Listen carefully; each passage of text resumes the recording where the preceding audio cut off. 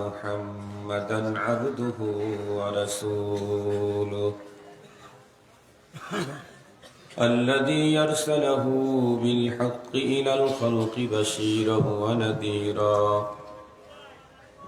وداعيا إلى الله بإذنه وسراجا وقمرا منيرا أما بعد فأعوذ بالله من الشيطان الرجيم بسم الله الرحمن الرحيم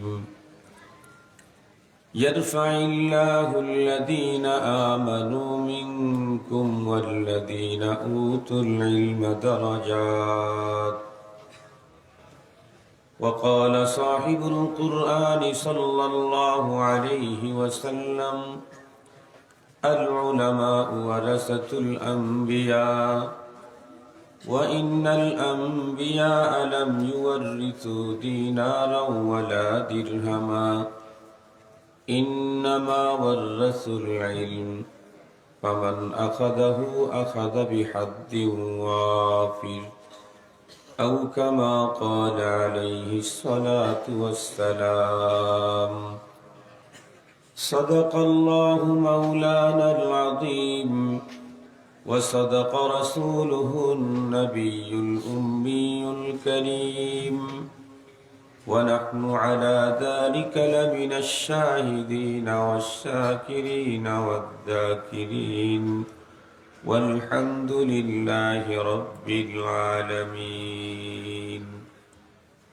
اللهم صل على سيدنا مولانا محمد وعلى آله وأصحابه وبارك وسلم اللهم صل على محمد النبي الأمي وعلى آله وسلم تسليما يا رب صل وسلم دائما أبدا على حبيبك خير الخلق كلهم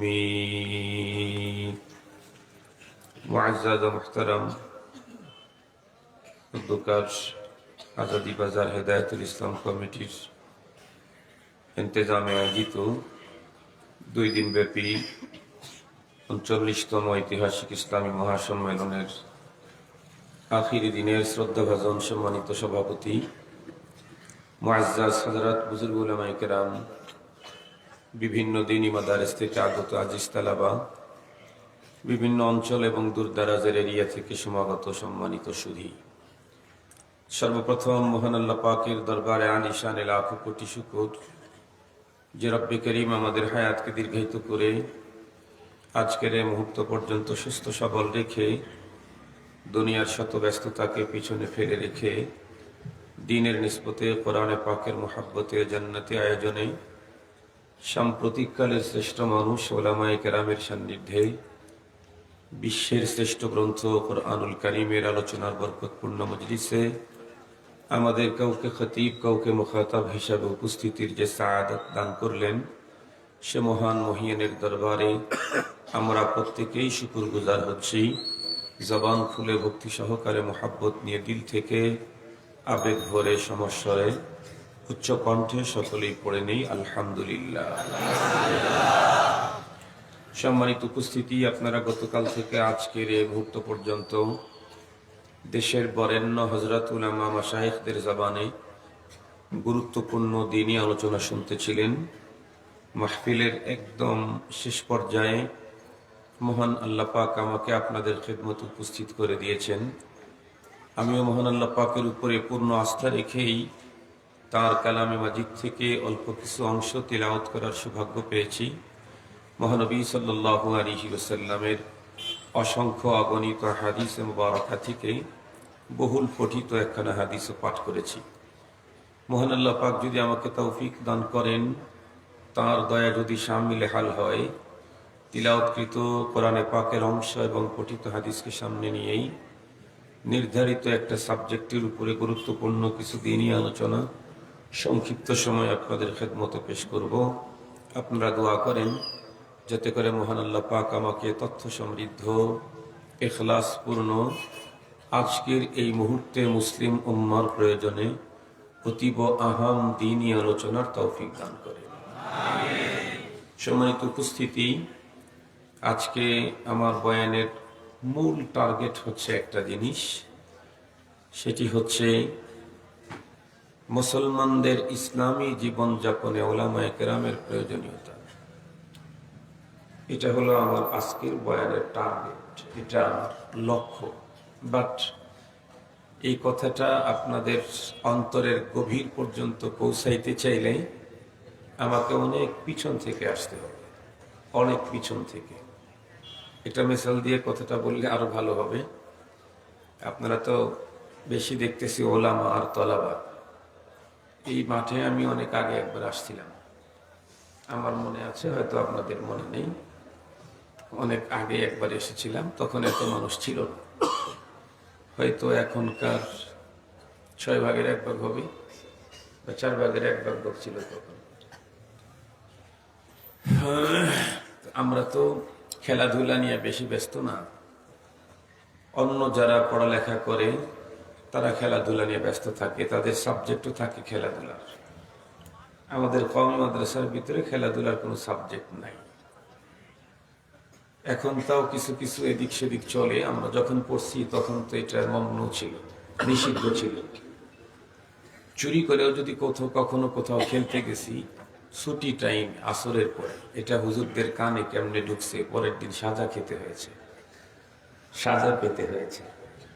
এখন তো অনেক মাদ্রাসাতে দেখা যায় র্যাকেট নাকি বলে এটাকে, এই যে মানে হ্যাঁ, ওইটা খেলাধুলা কিছু কিছু জায়গায় দেখা যায় বল নিয়ে ছুড়ে আবার দৌড়ে ধরে এ জাতীয়। তো আমি যতটুকু জানি, বর্তমান পৃথিবীতে যত খেলাধুলা আছে এর মধ্যে সবচেয়ে সমাদৃত খেলা হলো, সবার কাছে প্রিয় হলো ক্রিকেট। ক্রিকেট খেলাটা আমি ভালো বুঝি না ব্যক্তিগতভাবে, কারণ আমাদের যখন খেলার লাইফ ছিল তখন ক্রিকেট খেলা জন্মগ্রহণ করে নাই। আর ক্রিকেট খেলা যখন জন্ম নিয়েছে তখন আমাদের খেলার টাইম নাই। এখন আখেরাতের পুঁজি গোছাবার ব্যস্ততা, পরপারের পুঁজি গোছানোর ফিকির, খেলার টাইম নেই। সঙ্গত কারণে এই খেলা ভালো বুঝি না। তবে একটা জিনিস তো দেখি মাঝে মাঝেই, একজনের হাতে বল থাকে আর একজনের হাতে কাঠের তৈরি এক বিশেষ বস্তু থাকে যাকে ব্যাট বলে। তো যার হাতে ব্যাট থাকে তাকে ব্যাটসম্যান বলে, যার হাতে বল থাকে তাকে বোলার বলে। তো আপনারা হয়তো দেখেছেন, কখনো কখনো হয়তো জানবেন যে বলার যে বল ছুড়ে, ওর জন্য একটা জায়গা ইন্ডিকেট করা থাকে, নির্ধারিত থাকে, এখান থেকেই তাকে বল ছুড়তে হবে। কিন্তু বলার যেখান থেকে বল ছুড়তে হবে সেখানে দাঁড়িয়ে সেখান থেকেই বল ছুড়ে না, ওই জায়গার থেকে বল ছুড়ে কিন্তু অনেক পিছন থেকে দৌড়ে এসে নির্ধারিত জায়গা থেকে বল ছুড়ে। কেন? কারণ যেখান থেকে বল ছুড়তে হবে ব্যাগে যদি না যায় ওখান থেকেই বল ছুড়ে, তাহলে এই বলের ভিতরে স্পিড হবে না। ও বল ছোড়ার টার্গেট হলো ওই পাশে 3টা লাঠি দাঁড় করানো আছে, কোনো একটাকে ফেলে দেওয়া, এটা হলো ওর টার্গেট। তো ওই রকম স্পিড না হইলে ওই লাঠিগুলাকে ফেলে দিতে পারবে না। স্পিড তৈরি করার জন্য পিছন থেকে আসতে হয়। আমিও যদি হঠাৎ করেই আমার যে সাব টার্গেট এটার উপরে কথা বলি, তাহলে আমার কথা আপনাদের হৃদয়ের গভীরে আঘাত করবে না। এই জন্য আমাকেও আলোচনা একটু ব্যাগের থেকে আসতে হবে, তাহলে পরবর্তী কথা অন্তরের একদম গভীর পর্যন্ত খুব বেশি আঘাত করবে, আওকাফিজ জেহেন হবে। এই জন্য একটু পিছন থেকে আসি, সবার বোঝা খুব সহজ হবে। আমরা জানি তামাম ওয়ার্ল্ডে যত মানুষ এখন আছে, তামাম মানুষগুলি 2 প্রকার। এক প্রকারের মানুষ যারা পরপার, আখেরাত, জান্নাত, জাহান্নাম কোনোটাই বিশ্বাস করে না। আর এক প্রকারের মানুষ যারা পরপার, আখেরাত, জান্নাত, জাহান্নাম সব বিশ্বাস করে। যারা পরপার, আখেরাত, জান্নাত, জাহান্নাম কোনোটাই বিশ্বাস করে না, তাদেরকে নিয়ে আজকে আমার কোনো আলোচনাই নেই। আমার আজকের আলোচনা হচ্ছে বিশ্বাসীদেরকে নিয়ে, যারা পরপার, আখেরাত, জান্নাত, জাহান্নাম বিশ্বাস করে। আমি যতটুকু জানি তামাম ওয়ার্ল্ডের যে মানুষগুলি পরপার, আখেরাত, জান্নাত, জাহান্নাম বিশ্বাস করে, এ জাতীয় প্রতিটি মানুষ পরপারে জান্নাতি হতে চায়, কোনো একজন জাহান্নামে যেতে চায়, একজনও না। কিন্তু জান্নাতে যদি আমরা যেতে চাই, তাহলে চাইলেই কি জান্নাত পেয়ে যাব? এমনটি না। জান্নাত পাইতে চাইলে অবশ্যই এর জন্য কিছু নিয়ম, নীতি, পদ্ধতি, ফর্মুলা, কানুনা অবশ্যই আছে। এই পৃথিবীর মানুষ কি করে আল্লাহকে পাবে, আল্লাহ পাকের জান্নাতে যাবে, এ বিষয়টা পৃথিবীর মানুষকে জানাবার জন্য আল্লাহ পাক রব্বুল আলামিন পৃথিবীতে দুইটা ধারা চালু রেখেছিলেন। একটা হচ্ছে কিতাবুল্লাহর ধারা, অপরটি হচ্ছে রিজালুল্লাহর ধারা। একটা হচ্ছে তার পক্ষ থেকে উনি কিছু গাইড দিতেন, গাইড, এটা করো, এটা করো, এটা করো, এটা করো, এটা ছাড়ো, এটা ছাড়ো, এটা ছাড়ো, এটা ছাড়ো, তাহলে আমাকে পাবে, আমার জান্নাতে যাবে। যেমন আল্লাহ পাক বলেছেন আকিমুস সালাহ আতুজ যাকাত কুতিবা আলাইকুমুস সিয়াম, এই জাতীয় আল্লাহ তাআলা অনেক অর্ডার করেছেন, এগুলি করো। আর নিষেধ করেছেন জিনার কাছে যেও না, সুদ ঘুষ এগুলি ছেড়ে দাও, মিথ্যা ছাড়ো, অনেকগুলি ছাড়তে বলেছেন। এখন পৃথিবীর মানুষকে আল্লাহ পাক যে গাইড দিলেন, এটার বাস্তবায়ন করবে কেমনে? আল্লাহ প্রদত্ত গাইডের প্র্যাকটিক্যালি প্রশিক্ষণ দেওয়ার জন্য আল্লাহ পাক মানুষের মধ্যে ইন্তেখাব করে কিছু মানুষ পাঠিয়েছেন নবী এবং রসুল হিসেবে। নবী এবং রসুলগণ ছিলেন আল্লাহ পাকের পক্ষ থেকে নাজিল করা গাইডের প্র্যাকটিক্যাল শিক্ষক। আমাদের রসুল করিম সাল্লাল্লাহু আলাইহি ওয়াসাল্লাম সে কথাটি স্পষ্টই বর্ণনা করেছেন। নবীজি বলেন, ইন্নামা বুইস্তু মুআল্লিমা, আমি পৃথিবীতে মুআল্লিম হিসেবে প্রেরিত হয়েছি, টিচার হিসেবে প্রেরিত হয়েছি। আমাদের আম্মাজান আয়েশা সিদ্দিকা রাদিয়াল্লাহু তাআলা আনহাকে জিজ্ঞাসা করা হয়েছিল, নবী আলাইহিস সালামের চরিত্র কেমন ছিল, আপনি একটু বলুন। আম্মাজান উত্তর করেছিলেন, কোরআন তোমরা পড়ো, কোরআনের বাস্তবতা মহানবী সাল্লাল্লাহু আলাইহি ওয়াসাল্লামের চরিত্র। তাহলে মহানবী সাল্লাল্লাহু আলাইহি ওয়াসাল্লাম কোরআনের প্র্যাকটিক্যাল। যেমন সহজ বুঝবার জন্য একটা মিসাল দিলে বুঝবেন। যেমন আল্লাহ পাক বলেছেন নামাজ পড়ো, আকিমুস সালাহ, নামাজ কায়েম করো। এটার পদ্ধতি আমাদের রাসূল আমাদেরকে শিখিয়েছেন। পৃথিবীতে মুসলমানদের ভিতরে অনেক গ্রুপ আছে, গ্রুপের কোনো শেষ নাই। দিন যত গড়তেছে, নতুন নতুন গ্রুপিং ততই বাড়তেছে। তবে সমস্ত দুনিয়ার মুসলমান একটা বিষয়ে একমত, এই বিষয়ে পৃথিবীর কোন মুসলমানের দ্বিমত নাই। সেটি কি? জোহরের ফরজ সালাত 4 রাকাত, আসরের ফরজ সালাত 4 রাকাত, মাগরিবের ফরজ নামাজ 3 রাকাত, ইশার ফরজ সালাত 4 রাকাত এবং ফজরের ফরজ সালাত 2 রাকাত। এই ব্যাপারে আমার জানা মতে পৃথিবীর কোনো একজন মানুষেরও দ্বিমত নাই। মুসলমান যারা, আমার জানা মতে, থাকতে পারে আমার জানার বাইরে।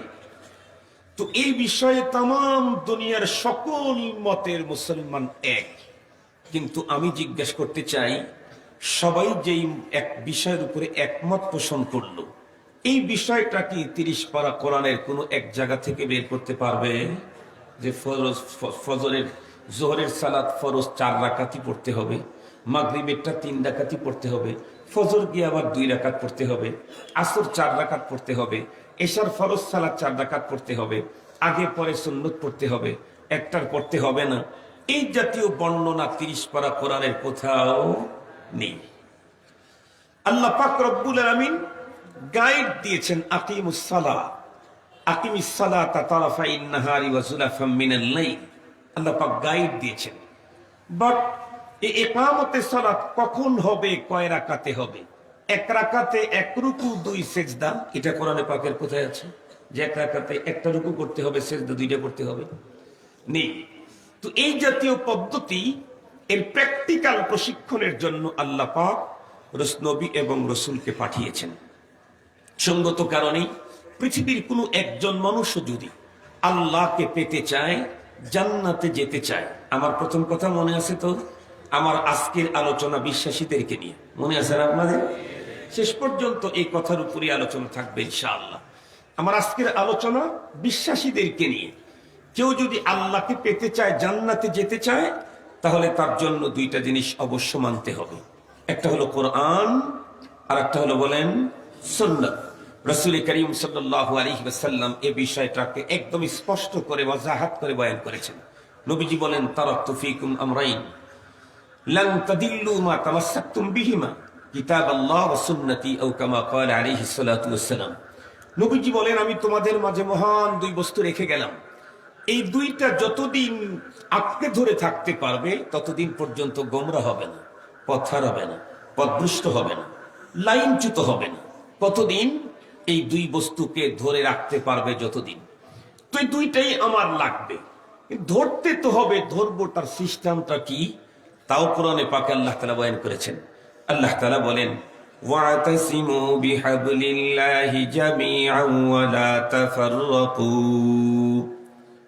কোরআন সুন্নাহকে ধরতে হবে সম্মিলিতভাবে, দলে দলে, গ্রুপে গ্রুপে, ফেরকাবন্দি হয়ে না। আজকে তামাম ওয়ার্ল্ডে মুসলমানদের দুর্দশার যত কারণ আছে, এর ভিতরে সবচাইতে বড় কারণ, মুসলমান দিন যত গড়তেছে, তাদের ভিতরে ফেরকাবন্দি, দল উপদলে বিভক্ত হচ্ছে। এটা হলো সবচাইতে বড় কারণ। মুহতারাম হাজিরিন, আল্লাহ পাকের কোরআন, পয়গম্বরের সুন্নাত, এটা ধরতে হবে সম্মিলিত, মজবুত করে। মজবুত করে ধরবো, কি দিয়ে ধরবো? হাত দিয়ে, পা দিয়ে, মুখ দিয়ে, বডি দিয়ে? আল্লাহ পাকের রাসূল তাও বলেছেন।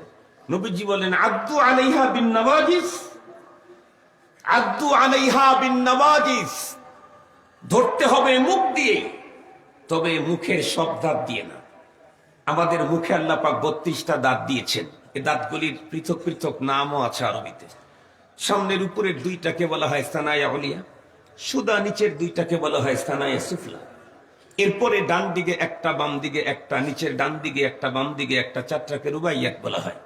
এরপরে কিছু দাঁত আছে আদরাস বলে, কিছু দাঁত আছে আনিয়াব বলে, কিছু দাঁত আছে যেগুলাকে নওয়াজিস বলে। নবীজি কি বললেন? নবীজি বলছেন, সানায়া উলিয়া আর সুফলা দিয়ে কোরআন আর সুন্নাহকে ধরো, রুবাইয়াত দিয়ে ধরো, আদরাস দিয়ে ধরো, আনিয়াব দিয়ে ধরো না। নবীজি বলছেন নওয়াজিস দিয়ে ধরো। তার মানে সামনের দাঁত দিয়ে ধরলে এটা কোরআন তুমি ধরে রাখতে পারবা না। সামনের দাঁত উইক, এটা দুর্বল। কেউ যদি কখনো সামনের দাঁত দিয়ে কোনো কিছু ধরে, আর অন্য দিক থেকে কেউ যদি টানতে থাকে, তাহলে সে ছেড়ে দিতে বাধ্য হয়, নাইলে দাঁতটা ভেঙে যাওয়ার সম্ভাবনা। কিন্তু কোরআন আর সুন্নাহ তো এমন বস্তু যে কশিন কালেও কোনো অবস্থাতেই তুমি কোরআন আর সুন্নাহকে ছাড়তে পারবা না। যদি ছেড়ে দাও, তাহলে তুমি তোমার ইতিহাস, ঐতিহ্য তো দূরের কথা, অস্তিত্বই রক্ষা করতে পারবে না। ইতিহাস, ঐতিহ্য তো দূরের কথা, অস্তিত্বই রক্ষা করতে পারবা না যদি আল্লাহর কোরআন ছেড়ে দাও কখনো। এই জন্য খবরদার, কোরআন ধরতে হবে দাঁত দিয়েই, সুন্নাহ ধরতে হবে দাঁত দিয়েই, তবে সামনের দাঁত দিয়ে না। কেন? কারণ যে কেউ কোরআন ধরবে, তার থেকে কোরআনকে ছেড়ে নেওয়ার জন্য তুফান আসবে, সাইক্লোন আসবে, ঘূর্ণিঝড় আসবে, টর্নেডো আসবে। ওই মুহূর্তে যদি তোমার হাত থেকে, মুখ থেকে ছেড়ে যায়, তাহলে তো তুমি, তোমার অস্তিত্বই শেষ হয়ে যাবে। এই জন্য ধরতে হবে মাড়ির দাঁত দিয়ে। তার মানে সিরিয়াস, শক্ত করে। মাড়ির দাঁত যেটা ধরতে জানে, অপর সাইড থেকে ওইটা কেউ টানতে থাকলে, টানতে টানতে এক সময় সেই ছিটকে পড়ে যায়। মাড়ির দাঁত যেটা ধরতে জানে, তা ছাড়তে জানে না। আল্লাহ পাকের কোরআন যারা ধরবে, তাদেরকে এভাবেই ধরতে হবে। তুফান আসবে তোমাকে কোরআন থেকে ছিন্ন করার, সাইক্লোন আসবে তোমাকে সুন্নাত থেকে দূরে সরাবার, হাজারো সাইক্লোন আসবে সুন্নাত থেকে দূরে সরাবার। কিন্তু খবরদার, তুমি এটা ছেড়ে দিও না। ছাড়লেই তোমার ইতিহাস, ঐতিহ্য, অস্তিত্ব সব বিলীন হয়ে যাবে। সহজে বুঝবার জন্য একটা মিসাল দিলে ভালো বুঝবেন। আপনারা তো চট্টগ্রামের মানুষ। আমাদের অঞ্চলে খালবিল, নদী নালা আছে, সাগর নাই। কিন্তু আপনাদের পাশে সাগর আছে, তাই না? সাগর নগর সবই আপনাদের পাশে আছে। আপনাদের পাশে মহাসাগর নাই, এই পৃথিবীতে মহাসাগরও আছে। মহাসাগর থেকে যদি কেউ মহামাছ, কি মাছ বললেন? মহামাছ। তার মানে যেই 1 মাস সকালবেলার নাস্তা করতে মিনিমাম 1/2 টন মাছের দরকার পড়ে, 1/2 টন মাছের দরকার পড়ে যেই 1 মাসের সকালবেলার নাস্তা খেতে। এই জাতীয় বিশাল আকৃতির এক মহামাছ 50 কিলোমিটার লম্বা, মহাসাগর থেকে উত্তোলন করে কেউ যদি কোথাও শুষ্ক জায়গায় রেখে দেয়, তাহলে বলুন তো দেখি এই মহামাছ, মহাসাগরের মহামাছটা এখন কয়শো বছর বেঁচে থাকবে? 100 বছর? কথা বলেন। 1টা বছর, 1 মাস, 1 সপ্তাহ না, 1 দিন বাঁচতে পারে, নাও বাঁচতে পারে। মাছ সে যত বড়ই হোক, মাছ হোক আর মহামাছি হোক, সে যেমন তার নিজের অস্তিত্বকে টিকাইতে চাইলে তার জন্য পানি লাগে। পানি ছাড়া কখনো মাছ তার অস্তিত্বকে টিকাইতে পারে না। মুসলমান যত উন্নত প্রযুক্তি আর টেকনোলজির অধিকারী হোক না কেন, তাদের অস্তিত্ব টিকাইতে চাইলে আল্লাহর কোরআন লাগে। কোরআন। মুসলমান তথ্য প্রযুক্তিতে বিশ্বসেরাও যদি হয়, টেকনোলজিতে যদি দুনিয়াকে বারবার হার মানায়, তারপরেও টেকনোলজি আর উন্নত প্রযুক্তি দিয়ে কখনোই মুসলমান তাদের অস্তিত্ব রক্ষা করতে পারে না। মুসলিম জাতির অস্তিত্ব রক্ষা করতে চাইলে কোরআন লাগবে, সুন্নাহ লাগবে। এ পর্যন্ত আলোচনা দিয়ে আমি আপনাদের অন্তরে একটা কথা ঢুকাইতে চেয়েছি, সেটি হলো, আমি যদি আল্লাহকে পেতে চাই, জান্নাতে যেতে চাই, আমার জন্য 2 জিনিস লাজিম, 2টা লাগবেই লাগবে, কোনো একটার কনসিডারের কোনো সুযোগ নেই। একটা হলো কোরআন, আর একটা হলো কি বলেন? সুন্নাহ। এই 2টা লাগবেই লাগবে। এখন কোরআন সুন্নাহ নিয়ে আমি আজকে আলোচনা করব না, এটা লম্বা কথা। আমি শুধু 2টার একটার কথা আজকে বলবো। কোরআন আমাকে লাগবেই লাগবে, আর একটা লাগবে, কোরআনের ব্যাপারটাই বলি। তো কোরআন আমার লাগবে, কোরআন আমাকে ধরতে হবে। কোরআন আমাকে ধরতে হবে, তার কি তর্জমা? তার কি তর্জমা? যে আন্দার কিল্লায় ঢুকে বর্তমান পৃথিবীর লেটেস্ট আবিষ্কৃত ছাপানো সবচেয়ে দামি কোরআন, 1 জিলদের দাম 3 লাখ টাকা। কথার কথা বলতেছি আর কি। এটা আমি খরিদ করে নিয়ে আসলাম আমার ঘরের সবচেয়ে উঁচু সুরক্ষিত সুন্দর জায়গাতে, এয়ার ফ্রেশের স্প্রে করে আল্লাহর কোরআনটাকে সেখানে রেখে দিলাম, আর মাঝে মাঝে মুখে, বুকে আর কপালের সাথে লাগাইলাম। তার মানে কি কোরআন ধরা হয়ে গেল? আরো জোরে বলেন। এটা করলেই কোরআন ধরা হয়ে গেল? তো কোরআন ধরার কি তর্জমা? কোরআন ধরার তর্জমা হলো 4 কাজ করতে হবে, তাহলে সে কোরআনুল কারীমকে কমপ্লিট ধরতে সক্ষম হয়েছে। নাম্বার 1, কোরআন আমাকে পড়তে হবে। নাম্বার 2, কোরআন আমাকে বুঝতে হবে। নাম্বার 3, কোরআনুল কারীমের জীবন আমাকে গঠন করতেই হবে। নাম্বার 4, মৃত্যু পর্যন্ত কোরআনের রাজ কায়েমের জন্য চেষ্টা করে যেতে হবে। এই 4 কাজ যে লোক করল পৃথিবীতে, সে হলো আল্লাহর কোরআনকে পুরাপুরি ধরল। এই 4 কাজ যে ব্যক্তি করল, সে হলো আল্লাহর কোরআনকে পুরাপুরি ধরল। যে 4টার একটার সাথেও যার সম্পর্ক নাই, সে তো কোরআনুল কারীমকে ধরে নাই। আল্লাহর কোরআন পড়তে হবে, আল্লাহর কোরআন বুঝতে হবে, কোরআনের জীবন গঠন করতেই হবে, আর কোরআনের রাজ কায়েমের জন্য মৃত্যু পর্যন্ত যার যার আঙ্গিনা থেকে চেষ্টা করে যেতে হবে। পারি আর হারি সেটা বড় কথা না। আস-সাইয়ু মিন্না ওয়াত তাওফীকু মিনাল্লাহ। আমাকে চেষ্টা করার কথা বলা হয়েছে। সফলতা পারা হারা এটা আমার হাতে না, এটা তো মালিকের হাতে। মুহতারাম হাজির, এখন আমরা নিজেরা এখানে যারা আছি সব তো তালিবুল ইলম, এরা তো কোরআন ধরেই আছে। তালিবুল ইলম, উলামা আর তালাবা ছাড়া আমার দেশের যত মুসলমান নারী পুরুষ আছে, তাদেরকে জিজ্ঞেস করি, 2টাই লাগবে আল্লাহ পেতে, জান্নাতে যেতে। কোরআনও লাগবে, সুন্নাহও লাগবে। সুন্নাহর কথা আজকে আলোচনা করতেছি না, কোরআনটাকে নিয়েই বলছি। তো কোরআন ধরতে চাইলে 4 জিনিস লাগবে। তার একটা হলো কোরআন পড়তে হবে। আমরা কি প্রত্যেকেই কোরআন পড়া শিখেছি? যদি শিখে থাকি, তেলাওয়াত কি কন্টিনিউ করতেছি? যদি না করে থাকি, তাহলে প্রথমটাই আমার মধ্যে নেই। 2 নাম্বার, আল্লাহর কোরআন বুঝতে হবে। আমি কি কোরআন বুঝি? বোঝার জন্য কি চেষ্টা করছি? এটা যদি না থাকে তাহলে এটাও আমার মধ্যে নেই। এরপরে হলো কোরআনের জীবন গঠন করতেই হবে। এটা কিছুটা আমাদের ভিতরে অনেকের মধ্যেই আছে, কিন্তু পুরাপুরি নাই। আর কোরআনের রাজ কায়েমের জন্য মৃত্যু পর্যন্ত চেষ্টা করে যেতেই হবে, এটাও কয়জনের ভিতরে আছে না নাই? তাহলে আমি যে আল্লাহকে পাবো, জান্নাতে যাব, যেই দুইটা জিনিস লাগবে, তার প্রথমটারই কত পার্সেন্ট আমার মধ্যে আছে? আমি তো কবর পথের যাত্রী, কন্টিনিউ পথ চলতেছি কবরের দিকে, কন্টিনিউ। আজকের রাতের আগমন আমাকে কবরের দিকে এক রাত আগায় দিল, আগামীকালকের প্রভাত আমাকে এক সকাল কবরের দিকে আগায় দিবে, আগামীকালকের সূর্যের অস্তমিত হওয়া আমাকে কবরের দিকে এক সন্ধ্যা আগায় দিবে। কন্টিনিউ প্রতিটা মুহূর্তে, প্রতিটি সেকেন্ড।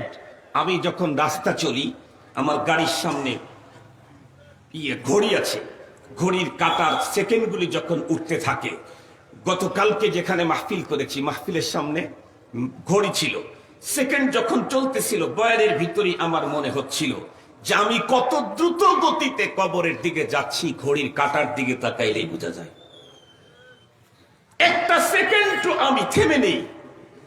কদম সুয়ে মারকাদ, নজর সুয়ে দুনিয়া, कदम सूए मरकद नजर सूए दुनिया, किधर जा रहा हो किधर देखता हो, किधर जा रहा हो किधर देखता हो। এই জন্যই তো বড় কবি বড় সুন্দর করে বলেন, ये चमन सहारा भी होगा ये खबर बुलबुल को दो, ताकि अपनी जिंदगी को सूच कर कुर्बा करे, ताकि अपनी जिंदगी को सूच कर कुर्बा करे। কবি বলেন, হাকিম মোহাম্মদ আখতার সাহেব রহমতুল্লাহ আলাইহি, উনি ওনার এক বন্ধুর সাথে, ওনার শেখের সাথে দেখা করার জন্য ট্রেনে যাচ্ছিলেন। তো ট্রেনে যাইতেই আমরা তো পথ দিয়ে চললে এদিকে ওদিকে কত কিছু দেখি। আহলুল্লাহ বুজুর্গ যারা, তারা আমাদের মতোই পথ চলেন, আমাদের মতোই জীবন কাটান, কিন্তু তাদের অবস্থান হলো দসবাকার দিলবায়ার। তাদের অবস্থান তালাবা যারা আসো ভালো করে শুনে রাখো, আমরাও পথ চলি, আমাদের বুজুর্গরাও পথ চলেন, আমরাও কাজ করি, আমাদের বুজুর্গরাও কাজ করেন, কিন্তু তাদের কাজ করার কোয়ালিটি হলো দসবাকার দিলবায়ার। হাতে কাজ করে, দিলের সম্পর্ক মালিকের সাথে। এটা বুঝতে যদি ঝামেলা হয়, তাহলে একটা মিসাল দিলে বোঝা যাবে। আমাদের দেশের যে সমস্ত ভাইয়েরা প্রবাসী জীবন কাটায়, আমেরিকায় থাকে, মালয়েশিয়ায় থাকে, সৌদি আরবে থাকে, ওরা তো অনেক কাজ করে, কিন্তু প্রতিটি মুহূর্তে ওদেরকে বাড়ির টান, স্ত্রীর মোহাব্বত, ভালোবাসা, সন্তানের মোহাব্বত, প্রতিটি মুহূর্ত তার অন্তর জাগতেই থাকে। হাত দিয়ে কাজ করে, কিন্তু দিল থাকে তার ঘরের দিকে, স্ত্রীর দিকে, সন্তানের দিকে, মায়ের দিকে। আমরা আমাদের দেশের বাইরে গেলে হাত দিয়ে কাজ করলেও অন্তর যেমন আমার মার দিকে, মেয়ের দিকে, স্ত্রীর দিকে। আল্লাহওয়ালারা দুনিয়াতে হাজার কাজ করে, কিন্তু তাদের দিল থাকে রব্বুল আলামিনের দিকে। হাকিম মোহাম্মদ আখতার সাহেব রহমতুল্লাহ আলাইহি, উনি ওনার আর এক বন্ধু, দুইজনে মিলে পীর সাহেবের সাথে সাক্ষাৎ করতে যাবেন। হঠাৎ করে ওনার দিলের ভিতরে কবিতাটা তৈরি হয়ে গেল, ये चमन सहारा भी होगा ये खबर बुलबुल को दो, ताकि अपनी जिंदगी को सूच कर कुर्बा करे। হাকিম মোহাম্মদ আখতার সাহেব রহমতুল্লাহ আলাইহি বলেন, এই আমাকে বুলবুল পাখির কাছে আমার একটা মেসেজ পৌঁছিয়ে দাও। এই বুলবুল পাখি, তুমি যেই রকমারি ফুলের বাগানে ডালে ডালে পাতায় পাতায় কিচিমিচি সুরে নৃত্য দিচ্ছ আর গান গাচ্ছ, মনে রেখো তুমি তো একদিন শেষ হবেই। তুমি যেই বাগানের ভিতরে গান গাচ্ছ, এই বাগানটাও একদিন বিরান হবে। বাগানে যদি শেষ হয়, তাহলে তুমি তো থাকার উপায় নাই। কুল্লু মান আলাইহা ফান, কুল্লু মান আলাইহা ফান, ওয়া ইয়াবকা ওয়াজহু রাব্বিকা যুল জালালি ওয়াল ইকরাম। पहाड़े फाड़े जाएंगे, जमी पर जलजला होगा, मोहम्मद तख्त पर होगे, अदालत पर खुदा होगा। ওদিকে যেতে চাই না, বহুত কথা, তবে একটা কথা তো নিশ্চিত, আমি তো কবর পথের যাত্রী। আমার তো প্রতিদিনের রাত দিনের আপ ডাউন, আমোদ রাত, আমাকে কবরের দিকেই নিয়ে যাচ্ছে। আমার পুঁজিটা কি আছে? আমি তো মালিকের সাথে সাক্ষাৎ হবে, আমার তো মালিকের সাথে দেখা হবে। তো আল্লাহকে পেতে চাইলে, জান্নাতে যেতে চাইলে যেই দুই জিনিস লাগে তার ভিতরে এক নাম্বার হলো কোরআন। মনে আছে না আপনাদের? কোরআন ধরতে হবে। তার মানে দামি কোরআন ঘরের ভিতরে কিনে রাখলেই কোরআন ধরা হলো না। কোরআন ধরতে চাইলে পহেলা কদম, প্রথম পদক্ষেপ, প্রথম দরজাই হলো কোরআনুল কারীম পড়তে হবে। দ্বিতীয়টা হলো কোরআনুল কারীম বুঝতে হবে। এবার আসুন, তাহলে আল্লাহকে তো আমি চাই, কোরআন আমাকে পড়তে হবে, কোরআন আমাকে বুঝতে হবে। কোরআন যদি কেউ বুঝতে চায় তাদের জন্য দুইটা পথ আছে। কয়টা পথ আছে বলেন? দুইটা পথ আছে। একটা হলো অরিজিনালি পথ, নিরাপদ পথ। আর একটা হলো সুবিধাজনক পথ, ঝুঁকি মুক্ত না, ঝুঁকিযুক্ত পথ, শঙ্কা মুক্ত না, শঙ্কাযুক্ত পথ। কেমনে? কোরআনুল কারীম, আমি ভাষার উপরে আমার খুব পাণ্ডিত্য আছে। বাংলাতে আমি বড় এক্সপার্ট, ইংরেজিতে বড় এক্সপার্ট, উর্দুতে আমি বড় মাহের, ফার্সিতে আমি বড় দক্ষ। তো ওই সব ভাষাতে কোরআনে পাকের তর্জমা আছে, তাফসীর আছে। তো আমি এগুলি কিনে কিনে ঘরের ভিতরে একা একা বসে বসে কোরআন বুঝবো। এটা হলো সুবিধাজনক পথ, তবে এটা নিরাপদ না। এটা কিনা জোরে বলেন? এটা নিরাপদ না, এটা শঙ্কা মুক্ত না, এটা ঝামেলা মুক্ত না, এটা হলো শঙ্কাযুক্ত। যদি বলেন কেমনে? আমাদের দেশে অনেক মানুষ আছে ইংরেজি শিক্ষিত বড়, যারা বলে হুজুর, সারা দেশের যত হুজুর আছে তার ভিতরে কওমি অঙ্গনের হুজুর দেখতে একটু বেশি চয়েস হয়। আলহামদুলিল্লাহ, ভালো। কেন? এদের কথা, এদের আচরণ, এদের ইবাদত, এদের পোশাক পরিচ্ছদ অন্যদের তুলনায় ভালো। আলহামদুলিল্লাহ বলেন না? ভালো। তো সমস্যা কোথায়? সমস্যা হলো একটু গোড়ামি আছে এদের ভিতরে। কি গোড়ামি? এই তার ভিতরে একটা গোড়ামি। আল্লাহর কোরআনের সুন্দর তর্জমা ব্যাখ্যা লিখেছেন বিজ্ঞ বিজ্ঞ মুফাসসিরিনে কেরাম। আর আমি তো ভাষার উপরে সিরিয়াস পণ্ডিত্য আমার আছে। তো বাংলায় লেখা তর্জমার তাফসীর ঘরের ভিতরে পড়ে আমি বুঝবো, আপনারা বলেন শঙ্কা মুক্ত না। এটা আপনাদের গোড়ামি। আমি তখন তাদেরকে বলতে চাই, আপনাদেরকে সামনে রেখে তাদেরকে উত্তর দিতে চাই, কোরআনুল কারীম এটা কি দুনিয়ার কিতাব না আসমানি কিতাব? আসমানি কিতাব। দুনিয়াতে আমাদের দেশে যে মেডিকেল কলেজে বইগুলা পড়ানো হয়, এগুলো তো আসমানি কিতাব। মেডিকেল কলেজের বইগুলো আসমানি কিতাব? কিন্তু আসমানি কিতাব না। কোরআনুল কারীমকে আবিষ্কার করেছেন কে? মেডিকেল সায়েন্সের আবিষ্কারক কারা? মানুষ। আমার মতো মানুষ মেডিকেল কলেজে পড়া বইগুলা লিখেছেন। এরপরেও আমার দেশে কোনো একজন ছেলে ডাক্তার হতে চাইলে মেডিকেল কলেজে ভর্তি হয়ে ডাক্তারের কাছেই তাকে ক্লাস করতে হয়। নাকি কোনো মেডিকেল কলেজে টিচিং দিতে কোনো ইঞ্জিনিয়ার আসে নাকি? হ্যাঁ, ভালো করে বুঝে বলবেন। মেডিকেল কলেজে পড়াবার জন্য কোনো ইঞ্জিনিয়ার আসে নাকি? ডাক্তারই আসে। ডাক্তারের অধীনে থেকে মানুষের লেখা ডাক্তারি বই, মেডিকেল সায়েন্সের বইগুলি 6 বছর কোর্স কমপ্লিট করলো, এমবিবিএস। এরপরে আমার গভর্নমেন্ট আইন করেছে, এমবিবিএস পরীক্ষাতে যদি কেউ ফাইনালে যদি সারা বাংলাদেশের ভিতরে নাম্বার 1 হয়, এরপরেও সে কখনোই প্রেসক্রিপশন করার অনুমতি তার নাই। প্রেসক্রিপশন করতে চাইলে আগে ইন্টার্নি করতে হবে। আগে কি করতে হবে? ইন্টার্নি করতে হবে। তার মানে একজন বিজ্ঞ দক্ষ এক্সপার্ট ডক্টরের কাছে থেকে তুমি যে থিওরিগুলি শিখেছো, এটা প্র্যাকটিক্যালি হাতে কলমে তোমাকে দক্ষতা অর্জন করতে হবে। রোগের মাত্রা কি পরিমাণে হলে মেডিসিনের মাত্রা কি পরিমাণ দিতে হয়, কত মিলিগ্রাম দিতে হয়, ডোজ কতবার হয়, কতদিন পর্যন্ত ডোজ দিতে হয়, এসবগুলি যতক্ষণ পর্যন্ত একজন এক্সপার্ট ডক্টরের কাছে থেকে অর্জন না করবা, ততক্ষণ পর্যন্ত তোমাকে প্রেসক্রিপশন করার অনুমতি নাই। কেন? কারণ হলো তুমি থিওরি শিখেছো, ডাক্তারের কাছে থেকেই শিখেছে, 6 বছর পর্যন্ত শিখেছে। তারপরেও ইন্টার্নি করা ছাড়া প্রেসক্রিপশন করতে গেলে গভর্নমেন্ট বলে তোমার প্রেসক্রিপশনে রোগ সারার চাইতে রোগী মরার সম্ভাবনা বেশি।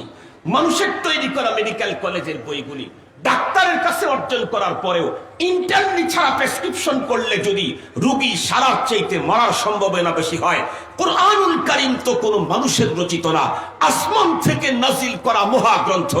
এই গ্রন্থ ঘরের ভিতরে একা একা পড়ে যদি কেউ ধর্মীয় প্রেসক্রিপশন দিতে থাকে, ওই প্রেসক্রিপশনে হেদায়েত পাওয়ার পরিবর্তে গোমরাহ হওয়ার সম্ভাবনা বেশি।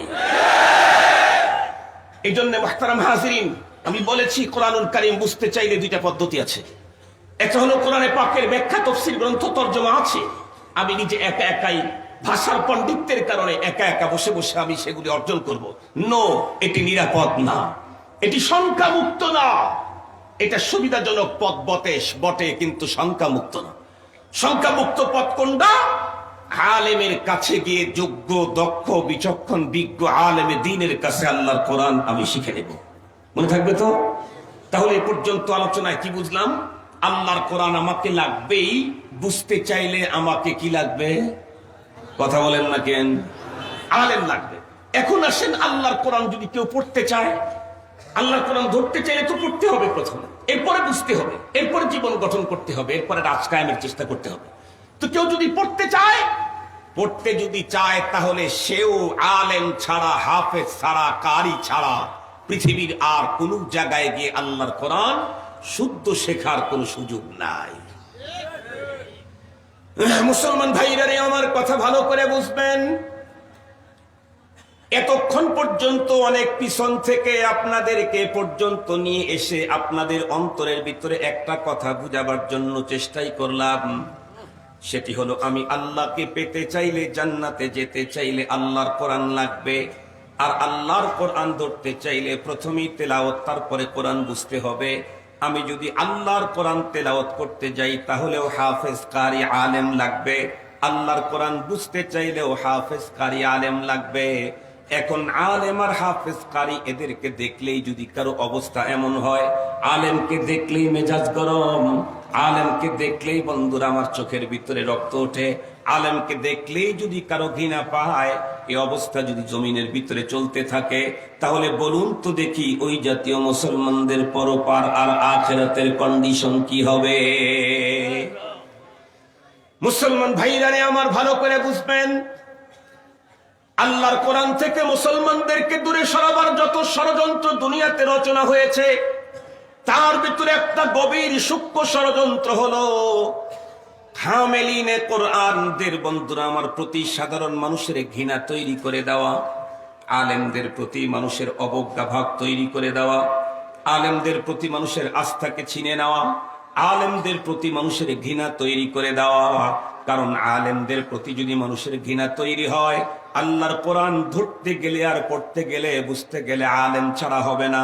মানুষ যখন আলেম থেকে ঘৃণা কাছে যাবে না, তখন এমনিতেই মুসলিম জাতি কোরআন শূন্য হয়ে যাবে। মুসলমান খুব ভালো করে বোঝার জন্য চেষ্টা করবেন। আমি তো স্পষ্ট ভাষায় বলতে চাই, তাম পৃথিবীর সকল যদি সম্মিলিত ষড়যন্ত্রের দ্বারা ওলামায়ে কেরামের বিরুদ্ধে অবস্থান নেয়, দুনিয়ার কেউ যদি আলেম ওলামায়ে কেরামদেরকে যদি মুহাব্বত আর শ্রদ্ধার নজরে না দেখে, তাতে আমি বলতে চাই আলেমের কিছুই হবে না, কচুও হবে না। আলেমের কিছুই হবে না, কচুও হবে না। বরং মুসলিম উম্মার এমন লস হবে, এমন ক্ষতি হবে, যেই ক্ষতি দুনিয়া এবং আখিরাতে কোনোদিন শোধরাবার মতো সুযোগ আর থাকবে না। দুইটা কথা বলেছি, দুইটার দলিল আমি দেব, প্রমাণ দেব। একটা কথা বলেছি, তাম দুনিয়া আলেমের বিরুদ্ধে গেলে আলেমের কিছু হবে না, কচুও হবে না, এটা আমি আপনাদেরকে প্রমাণ দেব। আর একটা কথা বলেছি, আলেম থেকে সাধারণ মানুষ দূরে চলে গেলে সাধারণ মানুষের এমন ক্ষতি হবে যা জীবনেও কোনোদিন শোধরাইতে পারবে না। একটা করে মিসাল দিয়ে কথাটা বলে আমি শেষ করে দিচ্ছি। মুহতারাম হাজিরিন, এতক্ষণ পর্যন্ত আলোচনায় তো এটা বুঝেছি, আল্লাহকে পেতে চাইলে আল্লাহর কোরআন লাগবেই। আলোচনার শেষে এটাও বুঝেছি, আল্লাহর কোরআন পড়তে চাইলেও আলেম লাগবে, বুঝতে চাইলেও আলেম লাগবে, তাছাড়া কোনো উপায় নেই। এখন আসেন, আলেমকে দেখলেই ঘৃণা করে, আলেমকে দেখলেই মেজাজ গরম হয়, এটা যদি মুসলমানদের অবস্থা হয়, তাহলে তার কন্ডিশন কি হবে? একটা মিসাল দিই, আল্লাহ না করুক, আল্লাহ না করুক, আমাকেই ধরে নেন, আমি একটা হঠাৎ করে অসুস্থ হয়ে গেলাম। কথার কথা, অসুস্থ তো দুই প্রকার, একটা নর্মাল, একটা জটিল। নর্মাল অসুস্থ যদি কেউ হয়, আমিও যদি হই, আল্লাহ না করুক, আল্লাহ না করুক, একটু যদি পেটটা ধরে মোস্তামস্তি দেই, তাহলে সামনে ডাইনে বামে যারা আছে তারা একদম মানে মোতাবালিয়া প্রেসক্রিপশন ছুটতে থাকবে, বলবে হুজুর কি সমস্যা, একটু পেট ব্যথা করতেছে। ডানের জন বলবে হুজুর দুইটা ডম্পিরিডন খান, ঠিক হয়ে যাবে। বামের জন বলবে হুজুর সার্জিন দুইটা খেলে ঠিক হয়ে যাবে। পিছন থেকে একজন বলবে হুজুর অ্যান্টাসিড লিকুইডটা খাইলে একদম 100% ক্লিয়ার হয়ে যাবে, তাহলে অনেক প্রেসক্রিপশন। কিন্তু আল্লাহ না করুক, আল্লাহ না করুক, রোগটা যদি আমার এত জটিল হয়, সব ডাক্তার বলেছে অপারেশন ছাড়া সেকেন্ড কোনো ওয়ে নেই, তাহলে সেই ক্ষেত্রে কি এখন ওনারা আমাকে প্রেসক্রিপশন দিতে পারবে? কথা বলে না ভাই? কেউ দিতে পারবে? প্রধান অতিথি, প্রধান বক্তা, প্রধানমন্ত্রী, প্রধান বিচারপতি, সেনা প্রধান, পুলিশ প্রধান, কেউ দিতে পারবে না। বরং এই সমস্যা সলভ করতে চাইলে লাগবে, কথা বলেন না কেন, ডাক্তার লাগবে। কি doctor? Surgeon doctor, operation doctor লাগবে। এখন আমার যে প্রবলেম, এটা সলভ করতে চাইলে ডাক্তারই লাগবে, অন্য কাউকে দিয়ে হবে না। কিন্তু আমার কন্ডিশন হলো, ডাক্তার দেখলে আমার মেজাজ গরম হয়, ডাক্তার দেখলে আমার ঘৃণা পায়, ডাক্তার দেখলে আমার চোখে রক্ত ওঠে, ডাক্তার দেখলে আমার পুরা শরীরের ভিতরে জ্বালানি পোড়ানি তৈরি হয়। তাহলে আমার মতো রুগীর ঠিকানা স্ত্রীর বেড না দাদার কবরের পাশে? বুঝে বলবো ভাই? তাহলে আমার মতো রুগীর ঠিকানা কি স্ত্রীর বেড না দাদার কবরের পাশে? যেহেতু আল্লাহর কোরআন পড়তে চাইলে আলেম লাগবে, বুঝতে চাইলেও আলেম লাগবে। এখন আলেম দেখলেই যদি কারো মাথার চুলকানি আর জ্বালানি আর পোড়ানি তৈরি হয়, তাহলে এই মুসলমানের ঠিকানা কোথায়? যোগ বিয়োগের জিম্মাদারি তোমাদেরকে দিলাম। আর একটা কথা বলেছি, তামাম দুনিয়া যদি আলেমের বিরুদ্ধে অবস্থান নেয়, তাতে আলেমের কিছু হবে না, কচুও হবে না। কেন? কারণ হলো আলেমের ব্যাপারে ঘোষণা এসেছেন একদম মহাকেন্দ্র থেকে। কোথা থেকে ঘোষণা আসছে? কেন্দ্র থেকে ঘোষণা এসেছে। তৃণমূল পর্যায়ে পক্ষে বিপক্ষের কোনো যায় আসে না। আমি আপনাদেরকে বুঝাবার জন্য একটা মিসাল দিলে কথাটা ভালো বুঝবেন। আমার নির্বাচনী এলাকা, আমি সিরাজগঞ্জের মানুষ, নির্বাচনী এলাকা হলো রায়গঞ্জ তারা সলঙ্গার এক অংশ। এইখানে একজন এমপি ছিল, মারা গেছে, ইসাক হোসেন তালুকদার। উনি মারা যাওয়ার পরে একই দল থেকে একটা কি বলে আসনে 17 জন ক্যান্ডিডেট। কত জন? 17 জন ক্যান্ডিডেট দাঁড়ানো। তার ভিতরে অর্ধেক হলো বয়সে আমার ছোট, না হয় আমার মতো। কিছু কিছু কেন্দ্রীয় নেতাও আছে, মাঝে মাঝে দেখা হয়, দেখা হলেই দৌড়ে আসে, হুজুর, ভাই, দোস্ত, দোয়া করেন, আমি কিন্তু ক্যান্ডিডেট। এক পর্যায়ে একদিন এলাকার ভিতরে মনে হয় যাওয়া হলো, গিয়ে দেখি এত বড় শোডাউন। আল্লাহ! শোডাউনের চোটে ওদের হুন্ডার চাকার উত্তাপে জমিনের সব ধুলাগুলা আসমানে উঠে গেছে, শোডাউনের ঠেলায়। আমি তো দেখে অবাক হয়ে গেলাম, ভাবলাম যে মনে হয় ওই হয়ে যাবে। কিছুদিন পরে নির্বাচনের আগে আমার আব্বা ইন্তেকাল করলেন। আব্বাজান ছিলেন এলাকার সর্বজন শ্রদ্ধেয় বুজুর্গ আলেম, মুস্তাজাবুদ দাওয়াত, আল্লাহর ওলি ছিলেন, অনেক বুজুর্গদের মুজাজ ছিলেন আব্বাজান রহমতুল্লাহ আলাইহি। আমরা ওনার 8 সন্তান, 8 জন ছেলে, 8 জন আলেম, এবং আল্লাহ শুকুর 8 জনকে আল্লাহ তাআলা 8 বিভাগের প্রধানের মর্যাদা আল্লাহ তাআলা দান করেছেন। আমার সিরাজগঞ্জের ভিতরে ফখর না শুকরিয়া জন্য জানাইতেছি, আর আপনাদের অন্তরে যাতে এটা তৈরি হয়, এটার কারণে আবেগ আসে, এই জন্য বলতেছি। সবচেয়ে ভালো কারি যদি খোঁজেন, তাহলে এটা আমার আব্বার ফ্যামিলিতে আছে। সিরাজগঞ্জের সবচেয়ে ভালো মুহাদ্দিস যদি খুঁজেন, এটা আমার আব্বার ফ্যামিলিতে আছে, আলহামদুলিল্লাহ। সবচেয়ে ভালো বয়ানি যদি খুঁজেন, আব্বার ফ্যামিলিতে আছে। সবচেয়ে বড় মুবাল্লিগ যদি খুঁজেন, যে একজন মানুষ 80 বছর জীবনে কোনোদিন কাঁদে নাই, আমার এক ভাই আছে। আল্লাহ, উনি যদি দোয়া শুরু করেন, ও পাথর গলেও পানি করতে হবে। আমার এক ভাই আছে মুবাল্লিগ। যাই হোক, আলহামদুলিল্লাহ, আব্বাজান রহমতুল্লাহি আলাইহির জীবনের কান্না চাওয়াই ছিল 2টা, আল্লাহ বেতুয়া মাদ্রাসার বাণী আমার আব্বা, আরো একটা মাদ্রাসা আছে রোহাদি মাদ্রাসার বাণী। আব্বাজানের জীবনের চাওয়াই ছিল একটা। আমার আম্মাজান বলেন যে আমার আম্মার বিয়ে হওয়ার পর থেকে আব্বাজানের মৃত্যুর আগ মুহূর্ত পর্যন্ত জটিল কোন রোগে রাত্রে উঠতে পারে নাই, এমন কন্ডিশন ছাড়া আব্বাজানের কোন তাহাজ্জুদের নামাজের কাজা নাই। উনি শুধুই কাঁদতেন, আল্লাহ আমার মাদ্রাসাগুলা কবুল করো, আমার ছেলেদেরকে আলেম বানাও, বাস। আর কোনো চাওয়াই ছিল না আব্বাজানের। আব্বাজান রহমতুল্লাহি আলাইহির ইন্তেকালের খবর শুনে সাবেক এমপি আসছে, বর্তমানে এমপি তো মারাই গেছে, ক্যান্ডিডেট যারা তারা আসছে, রাজনৈতিক নেতৃবৃন্দ আসছে। আমার মাদ্রাসার নায়েবে মুহতামিম তখন, উনি আমাকে বললেন, খতিব সাহেব, হুজুরের জানাজার আগে একজনকে একটু কথা বলতে দিতে হবে। বললাম, কে? তো বলে যে সরকার যাকে নমিনেশন দিয়েছে সে। কাকে নমিনেশন দিয়েছে? তো লোকটা হয়তো সিরাজগঞ্জের লোক থাকলে হয়তো চিনবে, গাজী মোহাম্মদ আমজাদ হোসেন মিলন।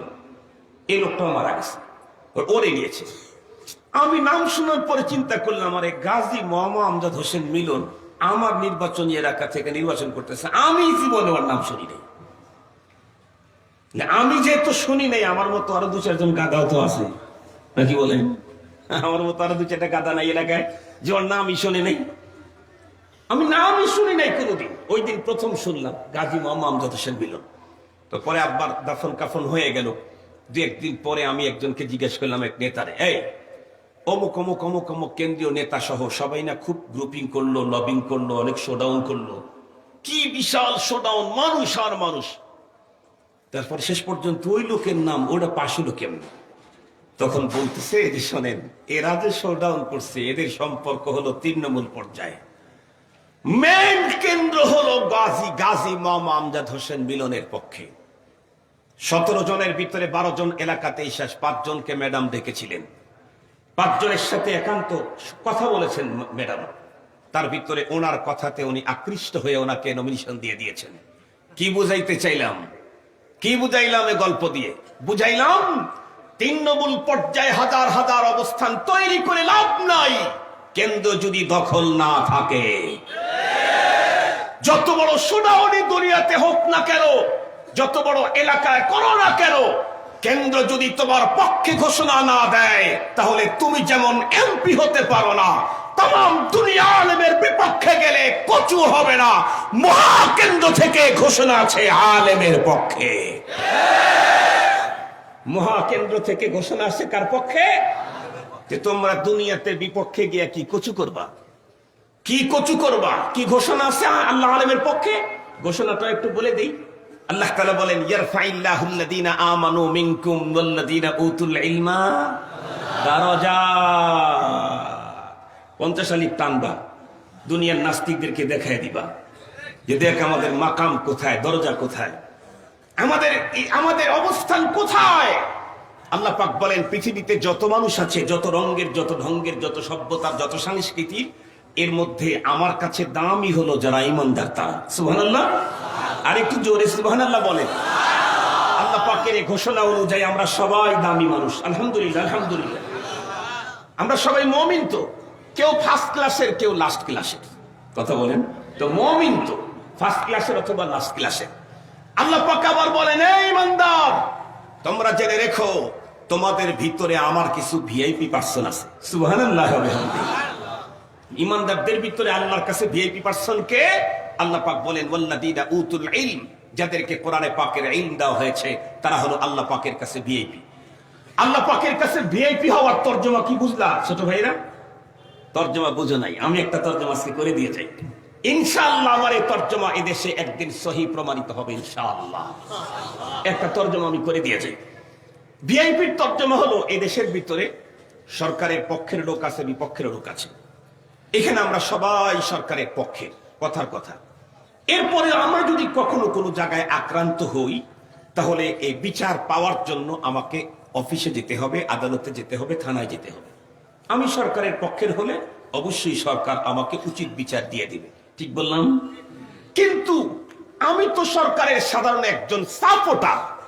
আমি আক্রান্ত না হয়ে যদি সরকারের কাছে ভিআইপি যারা, যেমন এমপি আক্রান্ত হলো, মন্ত্রী আক্রান্ত হলো, সচিব আক্রান্ত হলো, টিওন আক্রান্ত হলো, এরা হলো সরকারের কাছে ভিআইপি। তাহলে বলো তো ভাই, ছোট ভাইদেরকে বলতেছি, মুরব্বীর আপনারাও বলেন, তাহলে এ আক্রান্ত হলে একে কি থানায় যেতে হয় না থানাই তার কাছে আসে? থানাই তার কাছে আসে। একে থানায় গিয়ে নালিশ করতে হয় না। এর প্রতিকারের প্রতিশোধ নেওয়ার জন্য টিওনকে আগায় যেতে হয় না। সরকারের উপর থেকে নির্দেশনা আছে, দুষ্কৃতিকারীদেরকে 24 ঘন্টার ভিতরে ধরে ব্যবস্থা নেও। এটা হলো ভিআইপি। তার মানে সাধারণ মুসলমানের উপরে নির্যাতন করলে আল্লাহ পাকের আদালতে বিচার দিতে হয়, কিন্তু আল্লাহ পাকের কাছে ভিআইপি উলামায়ে কেরাম, তাদের উপরে নির্যাতন করলে স্বয়ং রব্বুল আলামিন বিচার করার জন্য পদক্ষেপ গ্রহণ করে নেয়। এজন্য স্পষ্ট ভাষায় বলতে চাই, আমার মসজিদের ইমাম আল্লাহ পাকের কাছে ভিআইপি, আমার মসজিদের খতিব আল্লাহ পাকের কাছে ভিআইপি, আমার ঈদগাহ মাঠের ইমাম আল্লাহর নিকটে ভিআইপি পারসন, আমার মাদ্রাসার মুহতামিম আল্লাহর কাছে ভিআইপি পারসন, আমার মাদ্রাসার বক্তব্যের টিচার আল্লাহর কাছে ভিআইপি পারসন। খবরদার, খবরদার, সাধারণ মুসলমানকে আক্রমণ করলে মুসলমান মালিকের কাছে দোয়া করতে হয়, তারপরে অ্যাকশন শুরু হয়। আলেমের বিরুদ্ধে অ্যাকশন নিলে আলেম দোয়াবদ্ধ, কিছু করা লাগে না, মহা সরকারের পক্ষ থেকে অ্যাকশন শুরু হয়। তবে যে যত বড় তার অ্যাকশনটা তত বড় হয়। বড় কাজ তড়িঘড়ি করে হয় না, একটু দেরিতে হয়। বড় কাজ তড়িঘড়িতে হয় না, একটু দেরিতে হয়। এই জন্য মুহতারাম, আমি আপনাদেরকে অনুরোধ করব, কখনোই কোনো অবস্থাতেই আমরা কোরআন আর কোরআনওয়ালাদেরকে ছাড়বো না। রাজি আছি তো ইনশাআল্লাহ? কারণ কোরআন আর কোরআনওয়ালাদেরকে ছেড়ে দিলে আল্লাহ পাওয়া, জান্নাতে যাওয়ার কোনো পথ নাই। তাহলে আমি এতক্ষণ পর্যন্ত আলোচনায় আপনাদেরকে যা বুঝাইতে চেয়েছিলাম, মুসলমানদের ইসলামী জীবন যাপনে ওলামায়ে কেরামের প্রয়োজনীয়তা বুঝতে সক্ষম হয়েছেন তো? কোরআন পড়তে চাইলেও আলেম ছাড়া হবে না, কোরআন বুঝতে চাইলেও হবে না, সুন্নত খুঁজতে চাইলে মার্কেটে গিয়ে পাওয়া যাবে না, সুন্নত খুঁজতে চাইলে মাদ্রাসায় আলেমের কাছে আসতে হবে। ওয়া আখিরু দাওয়ানা আলহামদুলিল্লাহি রাব্বিল আলামিন। আসসালামু আলাইকুম ওয়া রাহমাতুল্লাহ। আলহামদুলিল্লাহি রাব্বিল আলামিন ওয়াসসালাতু ওয়াসসালামু আলা সাইয়্যিদিল আমবিয়াই ওয়াল মুরসালিন ওয়া আলা আলিহি ওয়া আসহাবিহি আজমাইন। ربنا ظلمنا أنفسنا وإن لم تغفر لنا وترحمنا لنكونن من الخاسرين. ربنا لا تزغ قلوبنا بعد إذ هديتنا وهب لنا من لدنك رحمة إنك أنت الوهاب. اللهم حبب إلينا الإيمان وزينه في قلوبنا وكره إلينا الكفر والفسوق والعصيان. اللهم نبّر قلوبنا بنور القرآن وزين أخلاقنا بزينة القرآن ونجنا من النار بالقرآن، ونجنا من النار بالقرآن، ونجنا من النار بالقرآن، وادخلنا الجنة بالقرآن. اللهم إنك عفو كريم تحب العفو فاعف عنا. رب ارحمهما كما ربياني صغيرا. اللهم انصر الإسلام والمسلمين. اللهم أعز الإسلام والمسلمين وأذل الشرك والمشركين واليهود والنصارى والمرتدين والظالمين. اللهم خذهم أخذ عزيز مقتدر. اللهم خذهم أخذ عزيز مقتدر. اللهم سلط عليهم كلبا من كلابك. اللهم احصهم عددا واقتلهم بددا ولا تبق منهم على الأرض أحدا. اللهم إنا نعوذ بك من البرص والجنون والجذام ومن سيء الأسقام. اللهم إنا نعوذ بك من البرص والجنون والجذام ومن سيء الأسقام. اللهم اغفر لنا ولوالدينا وللمؤمنين يوم يقوم الحساب. اللهم إنا نسألك الخير كله ونعوذ بك من الشر كله. اللهم إنا نسألك الخير كله ونعوذ بك من الشر كله. اللهم اهدنا واهد بنا واهد الناس جميعا. اللهم اهدنا الصراط المستقيم. اللهم اهدنا الصراط المستقيم صراط الذين أنعمت عليهم غير المغضوب عليهم ولا الضالين. اللهم اغفر لنا ولوالدينا وللمؤمنين يوم يقوم الحساب. ربنا لا تزغ قلوبنا بعد إذ هديتنا وهب لنا من لدنك رحمة إنك أنت الوهاب. ربنا آتنا في الدنيا حسنة وفي الآخرة حسنة وقنا عذاب النار وأدخلنا الجنة مع الأبرار برحمتك يا عزيز يا غفار يا كريم يا ستار يا رحيم يا بر يا رب العالمين. رب العالمين আমরা হাজার হাজার মুসলমান নারী পুরুষ ইয়া আল্লাহ, দীর্ঘক্ষণ পর্যন্ত দিনই আলোচনা করা শোনার পর গভীর রাতে সম্মিলিত ভিক্ষুকের ন্যায় তোমার আলিশান দরবারে হাত উঁচু করেছি। দয়া করে মেহেরবানি করে আমাদের আশা বসা 2 দিনের এই ইন্তেজাম এবং এই সংগঠন কবুল ও মঞ্জুর করে নাও রব্বুল আলামিন। এর পিছনে যত মানুষের মেহনত মুজাহাদা মুসাআদা আছে সবগুলি কবুল করে নাও। প্রত্যেককে তুমি দুনিয়া এবং আখিরাতে নেমাল বদল দান করে দাও। ইয়া আল্লাহ, এখানে তো উপস্থিতদের ভিতরে আকসার উলামা এবং তালাবা, আল্লাহ প্রত্যেককে তোমার খাজানা ইলম থেকে ইলম দান করো। আল্লাহ ইলম অনুযায়ী আমলের তৌফিক দান করো। আমলের ভিতরে প্রত্যেককে ইখলাস দান করো রব্বুল আলামিন। এই অনুষ্ঠান প্রতিষ্ঠানের সাথে যত মানুষের সম্পৃক্ততা ছিল, যারা দুনিয়া ছেড়ে চলে গেছে, তাদেরকে জান্নাতের আলা মাকাম নসিব করো। আল্লাহ, যারা বেঁচে আছে তাদেরকে এই দ্বীনি কাজের সাথে 100% সহযোগিতা করার তৌফিক দান করো। আল্লাহ, এই মাহফিলকে উসিলা করে এলাকা থেকে বিদআত খারাফাত রুসুমাতকে দূর করে দাও। আল্লাহ, প্রত্যেকের সিনার ভিতরে কলবের ভিতরে পরিপূর্ণ ঈমান দান করো। শিরক মুক্ত ঈমান, বিদআত মুক্ত আমলের তৌফিক আমাদেরকে দান করো। আল্লাহ, শিরক মুক্ত ঈমান, রিয়া মুক্ত ইবাদতের তৌফিক আমাদেরকে দান করো। আয় রব্বুল আলামিন, तमाम পৃথিবীর মজলুম মুসলমানদেরকে তুমি মদদ করো। तमाम আলমের মজলুম মুসলিম মা বোনদের ইজ্জত আবরু তুমি হেফাজত করো। আল্লাহ, বাংলাদেশের মজলুম উলামায়ে কেরামদেরকে তুমি মদদ করো। আল্লাহ, বাংলাদেশের মজলুম উলামায়ে কেরামদেরকে তুমি মদদ করো। আল্লাহ, বাংলাদেশের মজলুম উলামায়ে কেরামদেরকে তুমি মদদ করো। আল্লাহ, শুনতেছি পৃথিবীতে করোনার নতুন ভার্সনের আক্রমণ হয়েছে। ইয়া আল্লাহ, করোনার বিগত ভার্সনের আক্রমণেই তো 27 মাসে লক্ষ লক্ষ মানুষ কর্মহীন হয়ে গেছে। আল্লাহ, করোনার নতুন কোন ভার্সন আমার দেশে চাপায়া দিও না গো আল্লাহ। আল্লাহ, আমাদেরকে করোনা দিয়ে আবারও গৃহবন্দী করে ফেলো না গো আল্লাহ। আল্লাহ, তোমার কুদরতের পা জড়া ধরে বলি, আর নাফরমানি করবো না, তুমি আমাদেরকে ক্ষমা করে দাও। আল্লাহ, আমাদের আব্বা আম্মা আপনজন যারা কবরে গেছে তাদেরকে চিরস্থায়ী ক্ষমা করে দাও। আল্লাহ, আমাদের ছেলে মেয়ে ভাই বিরাদার বন্ধু বান্ধব স্ত্রী পুত্র কন্যা আপনজন দেশে বিদেশে যারা আছে তাদেরকে নেক হায়াত বাড়ায় দাও। আল্লাহ, নেক আমলের তৌফিক দান করে দাও। জিন্দেগি বাবরকত বানায় দাও। আমলের প্রতি যৌক আর শৌক তৈরি করে দাও। तमाम আলমের মুসলমানদেরকে এক এবং নেক বানায় দাও। আল্লাহ, तमाम আলমের মুসলমানদেরকে এক এবং নেক বানায় দাও। আল্লাহ, আমাদের সাথে মা বোনেরা হাত উঠাইছেন, জানি না কার দাম্পত্য জীবনে অশান্তি আছে, আল্লাহ তুমি শান্তি দান করো। জানি না কার ঘরের ভিতরে যুবতী মেয়ে আছে, সুন্দর পাত্রের ব্যবস্থা করে দাও। জানি না কার সন্তান অবাধ্য, সন্তানদেরকে পিতামাতার বাধ্য বানিয়ে দাও। জানি না কোন যুবকের জীবিকার ব্যবস্থা নাই, আয় রব্বি করিম প্রত্যেকের রিজকে হালালের ভিতরে বরকত দান করো।